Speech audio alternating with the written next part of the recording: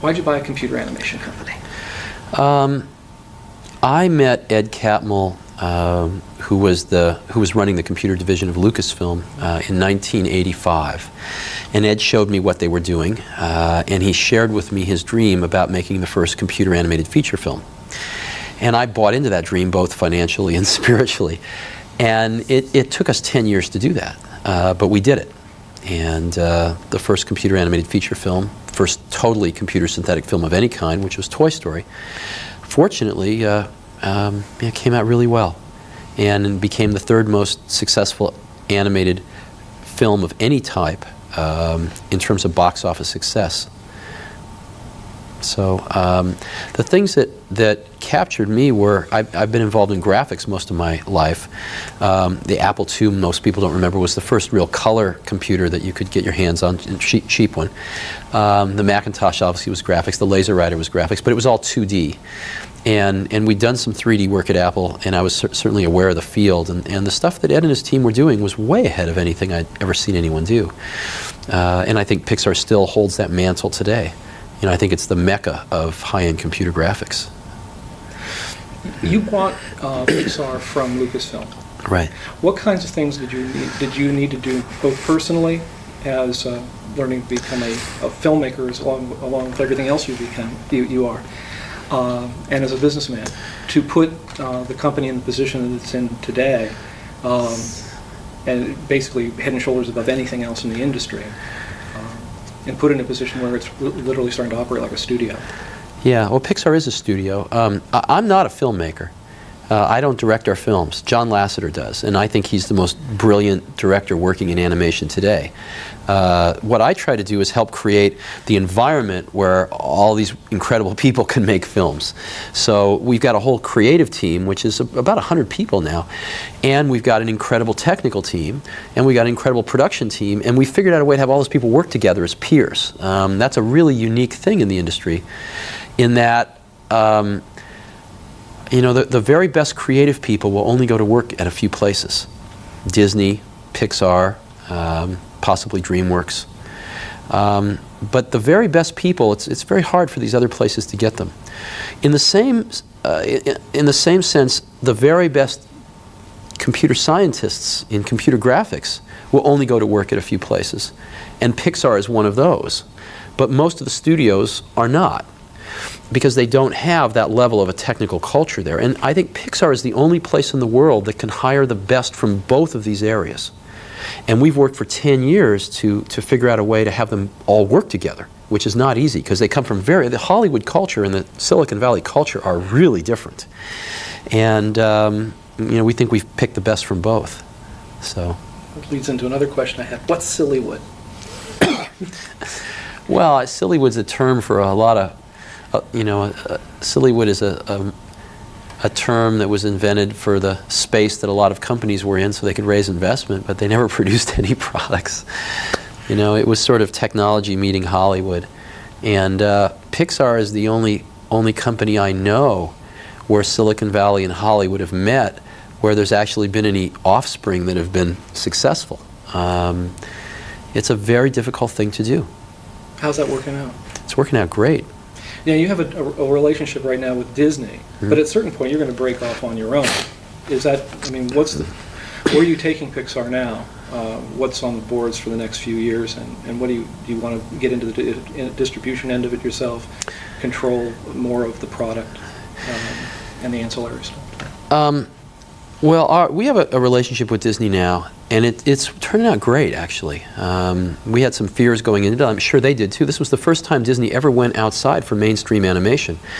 And so I'm sure we both approached it with some degree of fear, and it's turned out to be far more successful and far more fun than we ever imagined. So the relationship's going really well with Disney. We love working with them. Creatively, from the marketing side, they have very good people. So that's going pretty well, and we have a 3-picture deal with them, and at the end of that deal, you know, we'll have to make some decisions. Should we, you know, sign up for a longer relationship with Disney? Should we sign up with another studio? Should we, you know, do some more of the marketing ourselves and just rent a studio for distribution? And we don't have to make those decisions for a few years, and we're busy educating ourselves to understand, you know, what our options are. And I think think we are getting our hands around that. This is a new way. This is really a new kind of existence for computer animation as a business. We talk a lot about where's computer animation gone in the last 20 years, and how is it? Pixar clearly is well beyond where anybody else has gone in terms of computer animation as a business. How has the business changed? Well, you know, most people doing computer animation never got paid for it. They did it as a labor of love, as you know. And the ones that did get paid for it, the business model evolved to doing commercials and flying logos and special effects. Those were the primary ways that people would get paid for their avocation, to turn it into a vocation. And Pixar did that for a while. We made television commercials. We won most every award in the book. The problem with doing commercials and special effects is that the business model has eroded over the last several years. I mean, it's all work for hire. You don't share in any of the upside of what you create. You just get paid for the work once. So if Listerine sold more Listerine because of our commercials, we didn't make any more money for producing the commercials. And the margin in that business, the amount of profit you can make, has been under pressure because more people have been coming into the special effects business and the commercials business, and it's been going down and down and down and down. And Pixar always operated at the high end of that business because we could do things with character animation that very few others could do. But nonetheless, I think that's a pretty poor business to be in. And there's really kind of no way out of that business.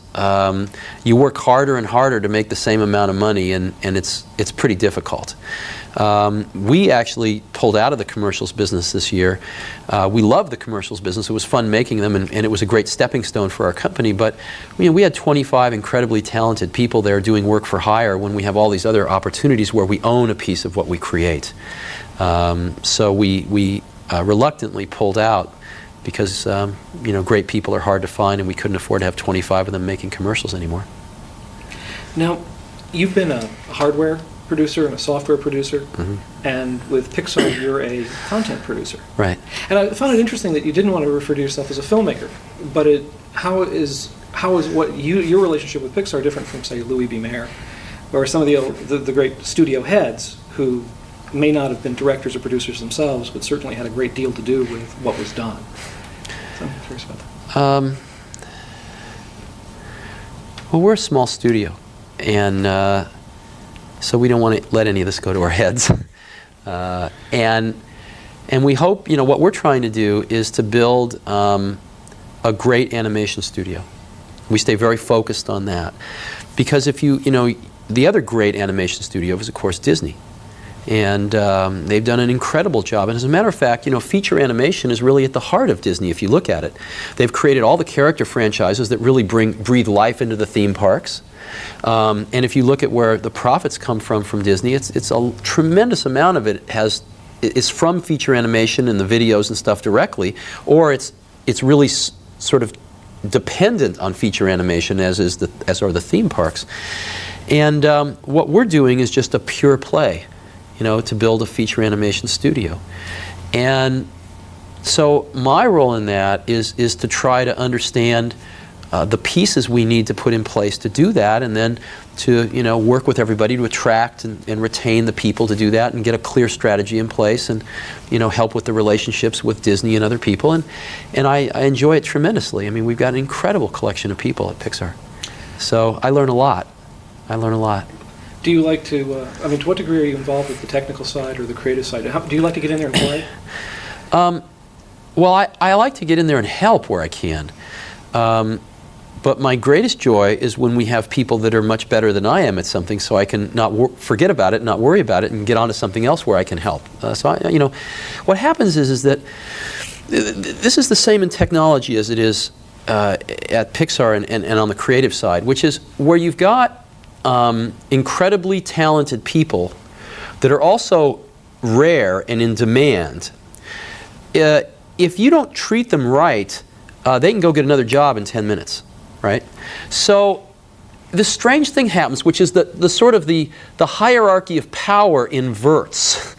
And the CEO is actually at the bottom. So I sort of feel like I work for most of these people because they're the ones that are doing all the brilliant work, you know. And it's the same in software. It's the same thing. The best people are very hard to come by, and so it's management's job to support them, because they're on the front lines doing the work. So that's kind of how we run the place. How do you do that? How do we do that? How do you do that?